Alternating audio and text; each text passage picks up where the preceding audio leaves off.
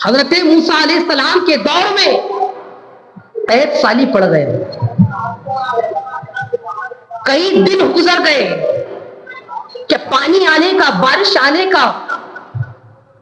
کوئی معاملہ نظر نہیں آتا، کئی دن گزر گئے، پانی نہیں آ رہا تھا۔ جناب موسیٰ علیہ السلام تسلیم اپنے قوم کو لیے چل دیے اور اللہ کی بارگاہ میں دعا کرنے لگے کہ اے اللہ، ہماری قوم، میری قوم پانی کے معاملے کے لیے تڑپ رہی ہے، تو رحمتوں کی نگاہ فرما دے، رحمت کی نظر فرما دے اور ہم پہ بارش فرما دے۔ تو جناب موسیٰ علیہ السلام تو تسلیم کی اس گفتگو کو سننے کے بعد غیر سے ندا آتی گئے کہ اے ہمارے کلیم جناب موسیٰ علیہ السلام،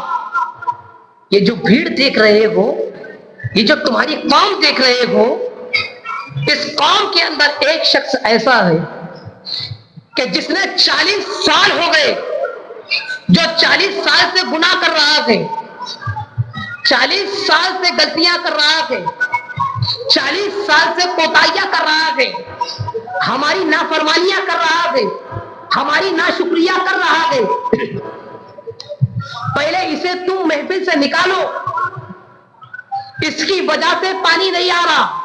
اس کی گناہوں کی نوسط، اس کی گناہوں کی گندگی، اس کی اعمال کی بےہودگی کی وجہ سے ساری قوم کے اوپر عذاب آ کے رک گیا ہے۔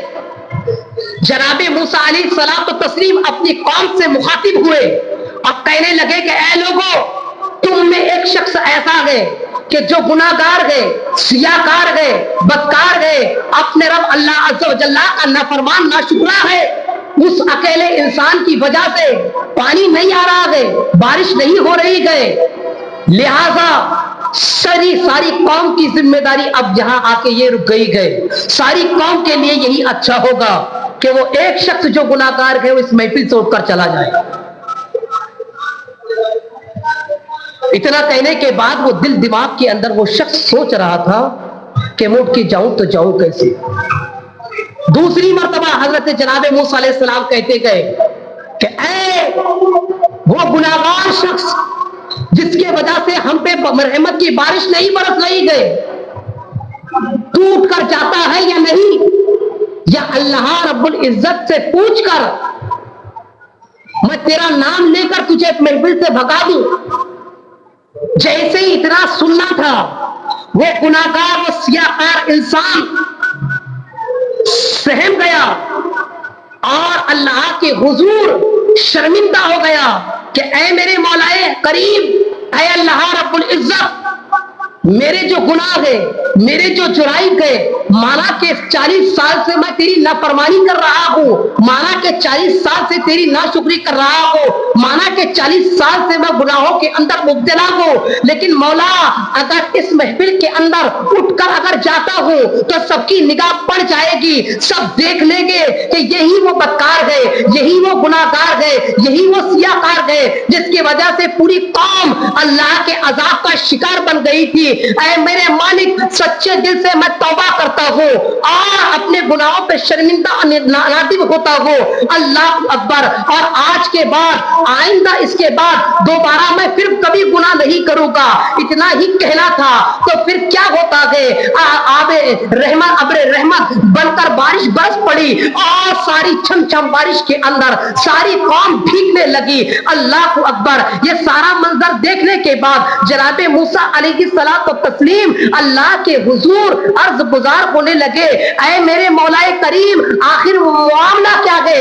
تو یہ کہہ رہا تھا کہ وہ شخص جب تک کر اس محفل سے اٹھ کر نہیں جائے گا میں رحمت کی برسات نہیں برساؤں گا۔ آخر کیا معاملہ ہے؟ اب تک تو یہاں سے اٹھ کر نہ کوئی گیا نہ کوئی آیا، آخر معاملہ ہے کیا؟ اللہ اکبر، اللہ تبارک و تعالی ارشاد فرماتا ہے کہ اے ہمارے کلیم جناب موسیٰ علیہ السلام و تسلیم، اللہ کے نزدیک اس بندے نے سچی توبہ کر لی گئے اور اس کی توبہ ہمیں اتنی قبول آئی گئے، اتنی مقبول ہو گئی گئی ہے کہ ہم نے اس کو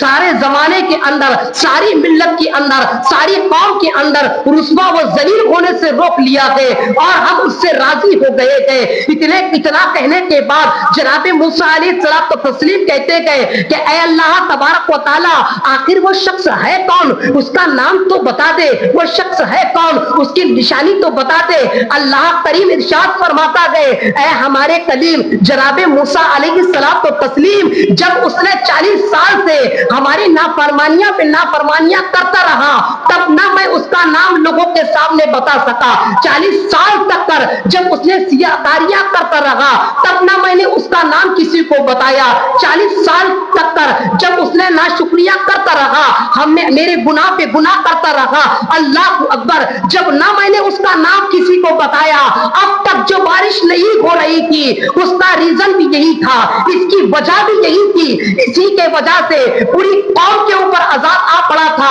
اور آج جب بارش ہو گئی ہے تو وہ بارش آنے کا ریزن، بارش آنے کی وجہ بھی کوئی شخص ہے، اس کی سچی توبہ ہے کہ جو اپنے رب کعبہ کی طرف رجوع کر لیا گئے، استغفار کر لیا گئے، توبۃ نصوحہ کر لیا گئے۔ ارے میرے پیارے، ذرا دل کے کانوں سے سننا، اللہ اکبر، وہ حضرت موسیٰ علیہ السلام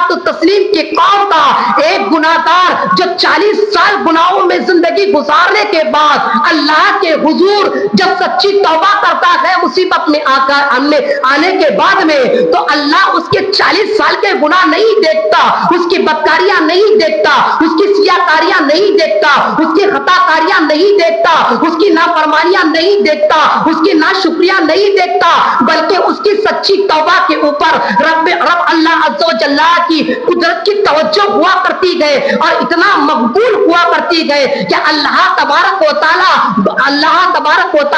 حضرت موسیٰ علیہ السلام کی قوم کے اس 40 سال تک گناہ کرنے والے کی توبہ کو قبول کر کے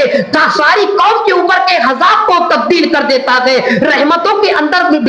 تبدیل فرما دیا کرتا ہے۔ پھر تم اور ہم کون ہے؟ اللہ اکبر، ہم تو قوم مصطفیٰ کے اندر ہے، امت مصطفیٰ علیہ السلام تو تسلیم کے اندر ہے، جو رحمت للعالمین ہے، جو راحت للعاشقین ہے، جو طٰہٰ و یاسین ہے، جو مزمل ہے۔ اللہ اکبر، وہ رب عز و جل، وہ رب اللہ عز و جل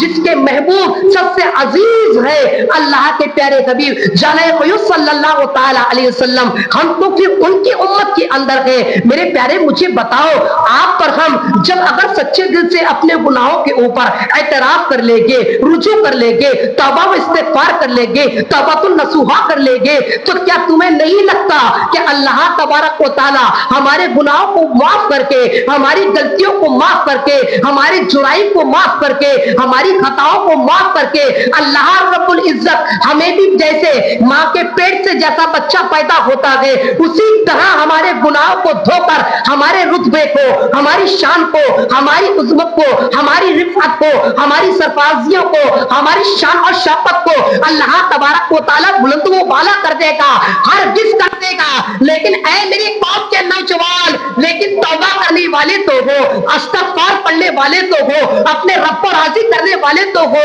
وہ قوم کیسی توبہ میں راضی ہوگی؟ وہ قوم کب اپنی رب کی بارگاہ میں گر گڑائے گی؟ وہ قوم کب اپنے رب کی بارگاہ میں اپنے گناہوں کی بھیک مانگے گی؟ اپنے جرائم کے اوپر، اپنی خطاؤں کے اوپر، اپنی لغزشوں کے اوپر جہنم کا ایندھن دن پہ دن بڑھتے چلے جا رہے ہو، رب کے عذاب کو روز بروز لمحہ بلمحہ دعوت دیتے چلے جا رہے ہو، میرے پیارے آقا صلی اللہ تعالی علیہ وسلم کے پیارے دیوانوں۔ لیکن افسوس یہ ہے کہ اتنے سارے جرائم ہونے کے بعد، اتنی ساری خطائیں ہونے کے بعد، اتنے سارے گناہ ہونے کے بعد ایک جن تک نہیں رینگتی اللہ اکبر کہ آخر ہمیں ایک روز اپنے رب کی بارگاہ میں لوٹنا ہے، قبر کے اندر جانا ہے، اس کے حضور حاضر ہونا ہے، اپنے 60 سالہ زندگی کا، 80 سالہ زندگی کا، 30 سالہ جوانی کا آپ کو اور ہم کو حساب و کتاب دینا ہے۔ کیا اس کے بارے میں کبھی سوچا ہے؟ کبھی اس کے بارے میں فکر کی ہے؟ اگر بنا توبہ کیے اگر مر گئے تو پھر تمہارا ہمارا حشر کیا ہوگا؟ ایک